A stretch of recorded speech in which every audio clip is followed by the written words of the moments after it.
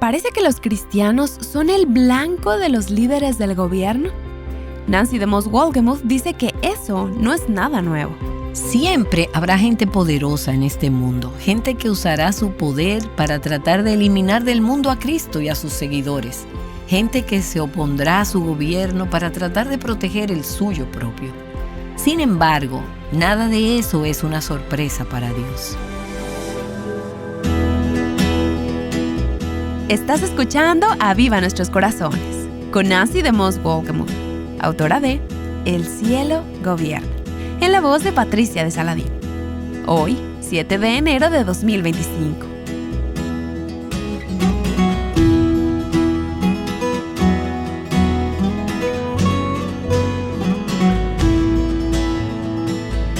¿Cómo respondes a Jesús y a su amor por ti? Hoy Nancy nos hablará de algunos personajes de la historia de Navidad y sus respuestas al nacimiento de Jesús. Ella explicará cómo nuestra respuesta a Jesús indica lo que más importa en nuestras vidas. Aquí está Nancy para continuar en la serie Sabios, Reyes y la Providencia de Dios. Bueno, y estamos en enero y me pregunto si no estarás deprimida porque las fiestas han terminado. Al fin y al cabo, pasas semanas y meses preparándote para la Navidad. Mucha preparación, planificación, muchos eventos, algarabía. Y luego, en un abrir y cerrar de ojos, todo se terminó. Se retiran las decoraciones, se acaba la música navideña, tus hijos vuelven al colegio y tú vuelves al trabajo. Si vives en algún lugar del hemisferio norte, como yo, aún te quedan 2 o 3 meses de clima frío y deprimente. Esta época del año puede ser realmente deprimente. Pero tengo una buena noticia. La historia que Dios está escribiendo está lejos de terminar. Dios sigue orquestando y desarrollando la historia de la redención. Y lo vemos a lo largo de las Escrituras, empezando por el capítulo 1 del Génesis, la creación, donde Dios vio todo lo que había hecho y era bueno en gran manera. Luego vemos la caída. El hombre y la mujer siguen su propio camino y ellos dicen, seremos nuestro propio Dios. Y desde ese momento vino la caída en el pecado, la elección de desobedecer a Dios. Y después tenemos a partir del capítulo 3 del Génesis y a lo largo de todo el Antiguo Testamento, profecías y promesas de un Redentor que vendría a rescatarnos de nuestro pecado y que vencería las obras del maligno. Así que alabado sea Dios. Y vemos todas esas profecías cumplidas en el Nuevo Testamento, cuando una virgen concibe un hijo. No te acostumbres nunca a esa historia, ni pienses que es normal, porque no lo es. Luego sucede el nacimiento de Cristo, aparecen los ángeles anunciando esa buena noticia y los pastores van y lo adoran.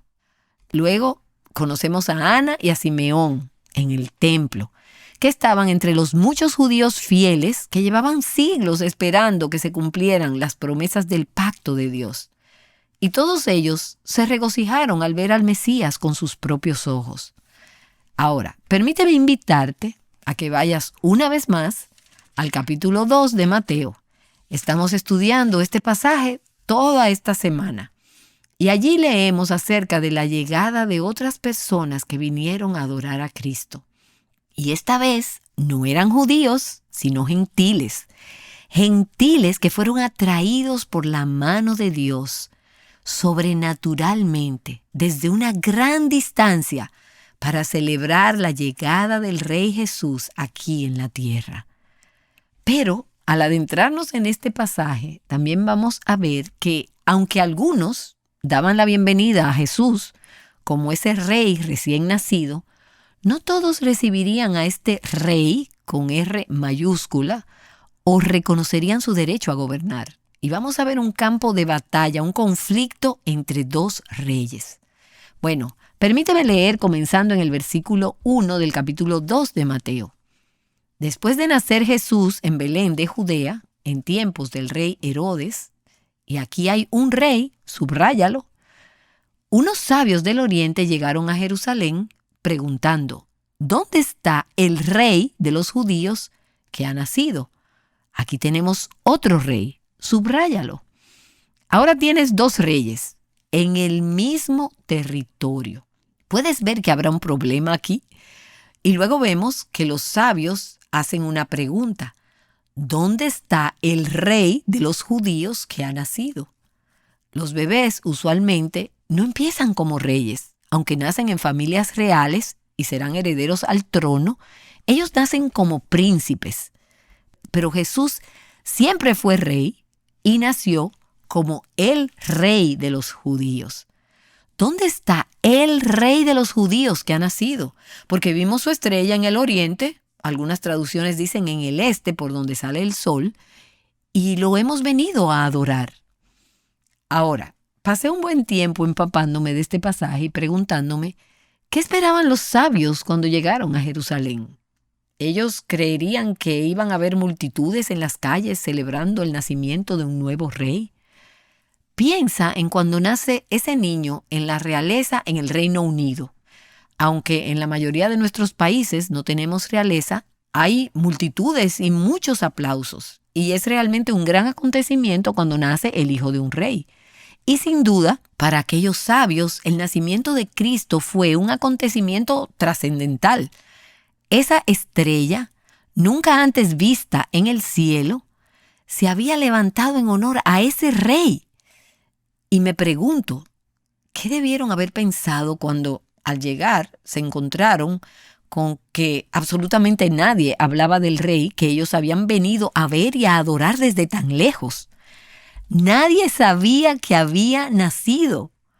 Pero cuando se enteraron de que había nacido, su respuesta fue todo menos entusiasta.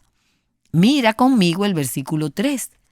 Cuando el rey Herodes oyó esto, es decir, que ha nacido el rey de los judíos, y vimos su estrella y lo hemos venido a adorar, ¿cuáles son las dos palabras siguientes?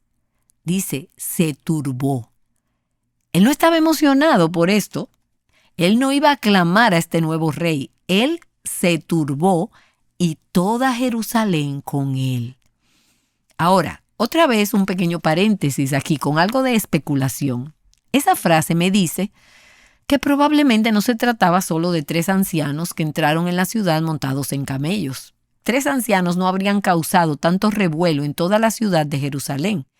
Lo más probable es que se tratara de un séquito montado a caballo que entró en la ciudad como una gran cabalgata.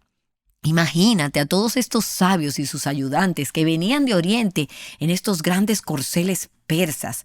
Habían viajado una gran distancia, probablemente 1000 millas o más, para honrar a un nuevo rey.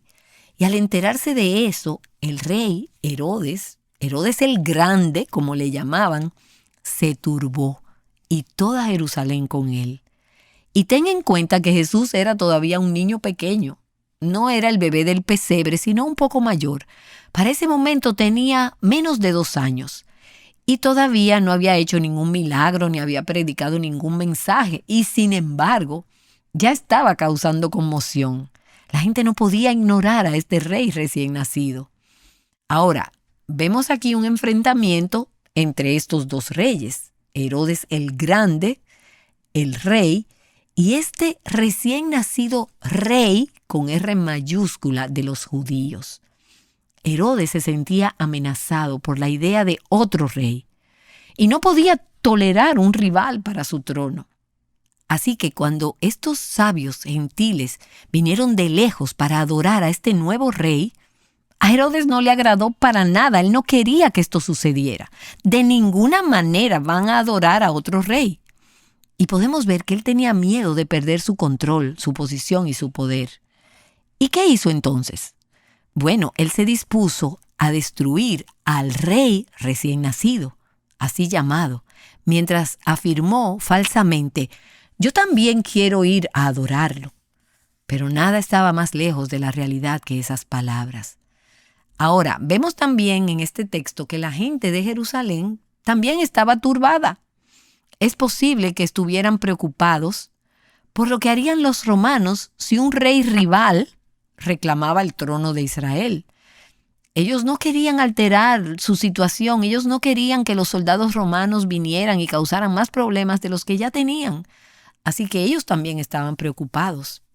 ¿Y qué hizo Herodes? Bueno, mira el versículo 4 ahí de Mateo capítulo 2. Entonces el rey reunió a todos los principales sacerdotes y a los escribas del pueblo y averiguó de ellos dónde había de nacer el Cristo, el Mesías. La gente esperaba que naciera un rey, pero no sabían lo que eso significaba ni cómo sería. Ellos tenían ideas equivocadas sobre el Mesías y sobre Cristo, pero Herodes sabía lo suficiente como para hacer la pregunta sobre este rey de los judíos, así que él acudió a las personas que debían tener la respuesta.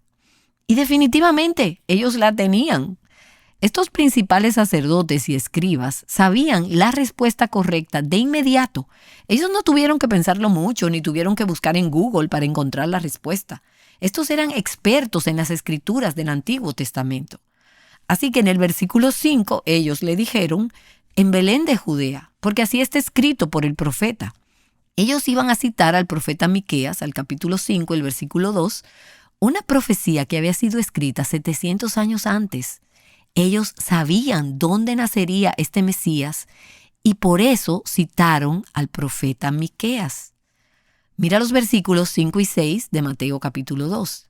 Y ellos le dijeron, en Belén de Judea, porque así está escrito por el profeta, y tú, Belén, tierra de Judá, de ningún modo eres la más pequeña entre los príncipes de Judá, porque de ti, Belén, saldrá un gobernante que pastoreará a mi pueblo Israel.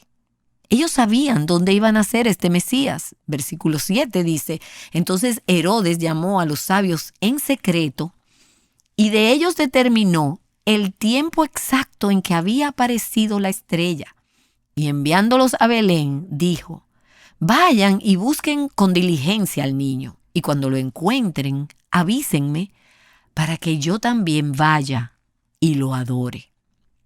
Ahora, al leer este pasaje, y continuaremos haciéndolo en los próximos días, solo con estos pocos versículos me sorprenden las 3 respuestas diferentes al nacimiento de Cristo en este relato familiar. En primer lugar, tenemos a Herodes el rey. Herodes era medio judío. Su padre era descendiente de los edomitas, que quizás sabes que habían sido enemigos del pueblo de Dios. Pero Herodes fue nombrado rey de Judea por Roma. Para entonces había gobernado en Jerusalén durante casi 40 años. Él tenía cerca de 70 años y era un personaje reconocido. Él era Herodes el Grande. Y en cierto modo, el pueblo judío, incluyendo a sus enemigos, admiraba a Herodes. Él era conocido por su riqueza, por su astucia política, por sus habilidades administrativas. Era bueno para mantener la paz y contribuyó al éxito de numerosos proyectos de construcción en el país, incluyendo el templo, que se inició en el año 20 a.C. y aún se estaba terminando en la época del nacimiento de Cristo. Así que en cierto modo él era admirado, pero también era temido y despreciado. Herodes cobraba muchos impuestos al pueblo para pagar sus proyectos favoritos, y él estaba obsesionado, embriagado con el poder. Estaba desesperado por mantener su posición y desconfiaba profundamente de cualquier rival potencial. La historia nos dice que Herodes sufrió durante toda su vida de depresión y de paranoia. Y eso se puede ver a medida que se desarrolla este pasaje. Él fue conocido por eliminar a cualquiera que sospechara que pudiera ser una amenaza para su trono. Incluso asesinó a numerosos miembros de su propia familia, de los que sospechaba que no le eran leales, incluyendo a su esposa, a la madre de su esposa y a 3 de sus propios hijos. El emperador romano Augusto dijo que era más seguro ser un cerdo de Herodes que ser un hijo de Herodes. Y de este hombre es que estamos hablando aquí, de Herodes el rey. Ahora, Herodes afirmó que él quería ir a adorar a este rey recién nacido. Pero como veremos más adelante, él realmente no tenía ninguna intención de hacer tal cosa. Él estaba decidido a proteger su trono y no podía tolerar otro rey. Bueno, el pasaje continúa diciéndonos, y lo veremos más adelante también en los siguientes episodios, el espantoso genocidio de bebés que cometió en la región para deshacerse de cualquier rival potencial. Siempre habrá gente poderosa en este mundo, algunos de ellos en el gobierno, otros en posiciones de influencia. Gente que usará su poder para tratar de sacar a Cristo y a sus seguidores del mundo. Gente que se opondrá a su gobierno para tratar de proteger el suyo propio. Sin embargo, nada de eso es una sorpresa para Dios. ¿Crees que Dios no sabía quién iba a ser el rey en Judea cuando Él envió a su hijo a esta tierra? ¿Y por qué no envió a su hijo a la tierra cuando hubiera un rey benevolente, un buen rey, un rey que no se habría opuesto a Jesús? Porque el reino de Dios se desarrolla a la manera de Dios y en el tiempo de Dios. Y Él quería mostrar que el reino de Cristo gobernaría sobre todo rey y sobre todo gobernante terrenal. Herodes era un tirano despiadado, era un perseguidor malvado y asesino, pero no pudo detener el plan de Dios. Y ningún rey o gobernante en nuestro mundo puede detener el plan y el reino de Dios. Y en última instancia, el rey Herodes moriría. Y ese es el caso con todos los que se oponen a Cristo. Piensa en esto por un momento. Nerón muerto, Stalin muerto, Hitler muerto, Idi Amin muerto, Saddam Hussein muerto. Y esos son solo algunos de los más conocidos. Pero todos ellos han venido y se han ido. Y sus cuerpos hace tiempo que se pudrieron bajo la tierra. Ya no tienen poder. Pero nuestro Rey Jesús vive para siempre y nunca jamás será derrotado o vencido por ningún rey o poder terrenal. Así que ya hemos visto la respuesta de Herodes al nacimiento de este niño y ahora veremos en segundo lugar a los principales sacerdotes y a los escribas. Estos eran los más altos líderes religiosos y eruditos bíblicos de aquel tiempo. Conocían bien las Escrituras y la mayoría de ellos habrían memorizado el Pentateuco, los 5 primeros libros del Antiguo Testamento, y también los Salmos en hebreo. Ellos son los que te encantaría tener en tu equipo si estuvieras jugando un juego de trivia bíblica. Esos hombres conocían las Escrituras y sabían mucho sobre el Mesías, habían estudiado las profecías y sabían, como vimos en este pasaje, que el Mesías iba a nacer en Belén, y también sabían que vendría de la tribu de Judá y que sería descendiente de David y que nacería de una virgen. Así que de todas las personas sería lógico pensar que estos sacerdotes y escribas, los líderes religiosos y los pensadores eruditos, habrían estado deseosos por ver al niño prometido. Después de todo, Belén estaba solo a unos 10 kilómetros de Jerusalén. Ellos no debían haber dudado en hacer ese corto viaje para ir a ver a aquel en quien se cumplían esas profecías mesiánicas. Ellos sabían que esta escritura se estaba cumpliendo ante sus ojos y durante generaciones el pueblo judío había estado esperando y anhelando este día. Pero ¿por qué no fueron a Belén? No lo sabemos, pero podemos especular. Tal vez estaban demasiado ocupados con sus estudios, con sus enseñanzas, con sus trabajos. Quizás eran demasiado orgullosos. Al fin y al cabo, comparada con la próspera metrópoli de Jerusalén, Belén era una aldea diminuta. Probablemente allí solo vivían unas 200 personas. Tal vez fue incredulidad. Después de todo, podrían haber pensado que si el Mesías realmente hubiera venido, ¿no habrían sido ellos los primeros en saberlo? ¿Y no esos adivinos gentiles que venían de lejos?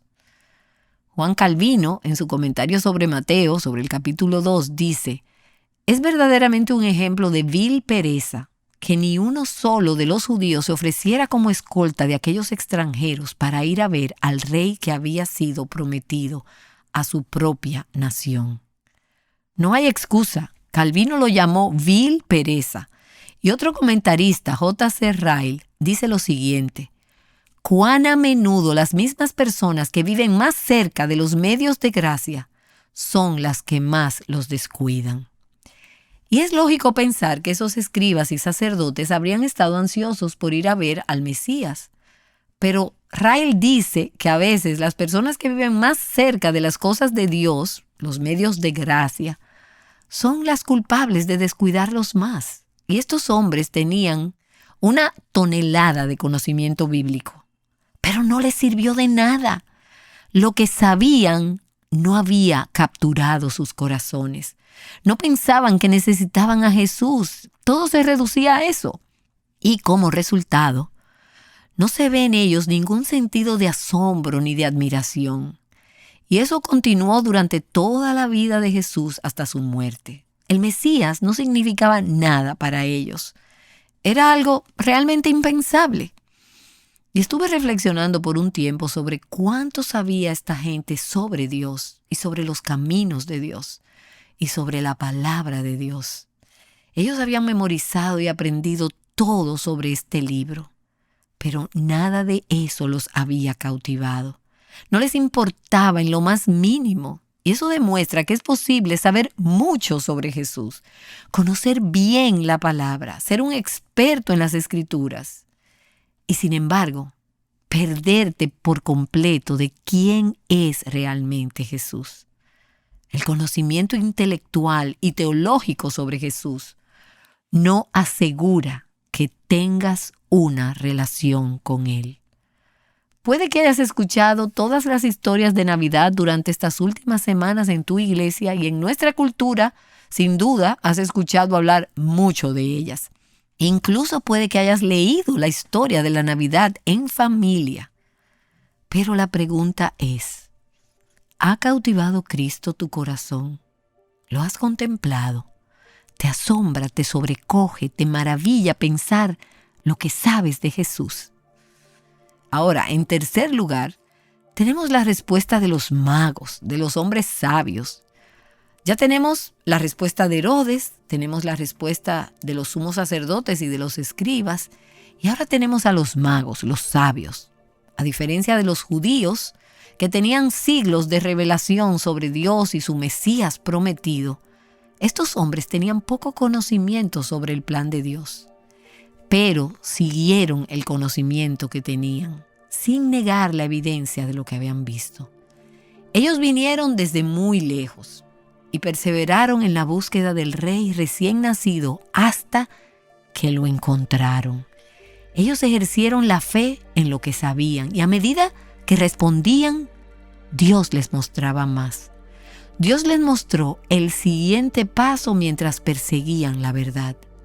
Y a diferencia de los sumos sacerdotes y los escribas, los sabios no se contentaron con solo conocer la verdad. Ellos actuaron de acuerdo con lo que sabían.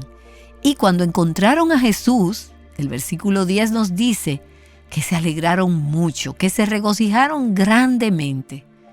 Y compara por un lado su alegría con el desinterés y la indiferencia del otro lado de los líderes religiosos judíos. Ellos podrían haber pensado que los líderes judíos sabían del nacimiento del niño rey y compartirían su emoción. Pero no fue así. Y un escritor lo dice de esta manera: los magos sabían tan poco, llegaron de tan lejos y dieron tanto. Por el otro lado, los maestros de la ley sabían tanto, estaban tan cerca e hicieron tan poco. Y quizás pudieras pensar en personas a quienes has visto llegar a la fe en Cristo. Y todo es nuevo para ellas y probablemente no crecieron escuchando las cosas del Señor, como muchas de nosotras hemos tenido el privilegio de hacer. Así que hay esta maravilla, hay este temor, hay este asombro. Aman a Jesús y treparían sobre rocas y sobre cristales o vidrios o cualquier cosa para llegar a Jesús. Tienen este anhelo, estas ansias. Pero luego hay algunas de nosotras que hemos estado cerca de esas cosas durante mucho, mucho tiempo y sabemos mucho y estamos muy cerca, pero hacemos tan poco, porque Jesús no ha cautivado nuestros corazones. Y eso es lo que nos dicen las Escrituras en Juan, capítulo 1, en el versículo 11. A lo suyo vino y los suyos no lo recibieron. Esos gentiles vinieron de lejos para ver a Jesús y lo recibieron. Así que tenemos a Herodes, a los líderes religiosos, a los sabios. Todos sabían la verdad sobre el nacimiento de este bebé, de este rey con R mayúscula. Y todos respondieron de maneras tan diferentes. ¿Y no son esas las mismas respuestas que vemos hacia Cristo en nuestro mundo de hoy? Ahí está Herodes, que fingió querer adorar a Jesús. Y si hubieras escuchado las palabras que dijo, habrías pensado, vaya, cuánta sinceridad de su parte.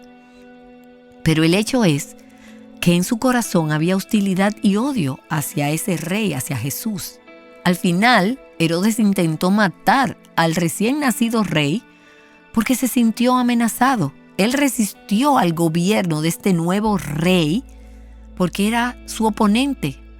Él era un enemigo de Cristo. Y hoy en día hay muchos Herodes, personas en altas posiciones en nuestro mundo y en nuestra cultura de hoy, que no aceptan el gobierno de Cristo. Herodes. Pero también había líderes religiosos, personas que sabían mucho acerca de la palabra de Dios, pero que eran indiferentes hacia Jesús. Lo ignoraban. Seguían con sus vidas religiosas, con su trabajo religioso, con sus llamados ministerios, entre comillas, pero eran espectadores desinteresados, observadores no involucrados en conocer y adorar a Jesús. Y pienso que en cierto sentido, esa es una descripción de muchas personas en nuestras iglesias hoy en día. Incluso puede que sea una descripción de ti. Y la verdad es que a veces es una descripción de mí. Puedo estar estudiando la palabra de Dios, conociéndola intelectualmente, pero me estoy perdiendo a Jesús en medio de todo. Y lo mismo sucedía con esas personas. Eran indiferentes. Pero también tenemos a los sabios, a los magos. Eran realmente sabios, no solamente eran inteligentes. Ellos hicieron un gran esfuerzo al recorrer esa gran distancia para encontrar a Jesús. Y cuando lo encontraron, lo honraron, lo adoraron y le ofrecieron regalos.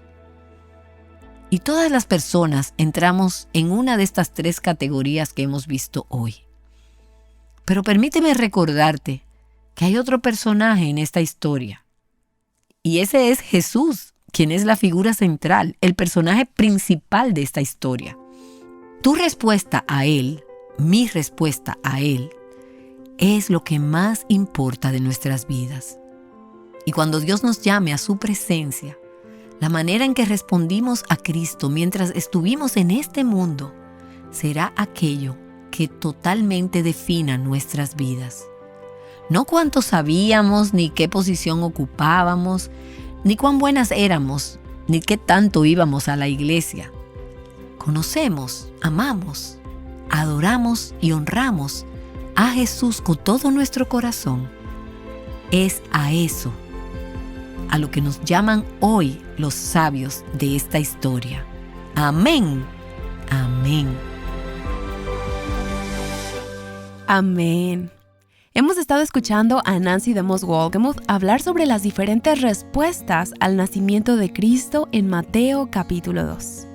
¿Ves algún paralelismo entre tu respuesta a Jesús y la de los Reyes Magos? Ellos se esforzaron mucho por encontrarlo y adorarlo. ¿Buscas a Cristo con la misma persistencia y motivación? ¿Buscas la verdad? Probablemente has escuchado o leído sobre la estrella de la historia de Navidad, la que guió a los sabios. Mañana Nancy continuará con esta serie sobre los sabios, hablando de esa importante estrella y de cómo se relaciona con el caminar en la fe. Sirvan al Señor con alegría. Y vamos a ver esa alegría en estos sabios. Cuando ellos vieron el objeto de su larga y dura búsqueda, hubo alegría, hubo regocijo. Y pienso que a muchas de nosotras, seguidoras de Cristo, nos falta esa alegría. Y realmente tenemos muchos motivos para estar alegres. Pienso que nos acostumbramos demasiado a esto es normal y perdemos el sentido de asombro, el sentido de maravillarnos. Así que necesitamos orar para que Dios nos devuelva el sentido de maravilla y que no nos parezcamos a esos líderes religiosos que saben tanto, pero tienen y dan tan poco a Cristo. Te esperamos mañana para un episodio más de Aviva Nuestros Corazones, ayudándote a descubrir y abrazar las verdades de la palabra de Dios?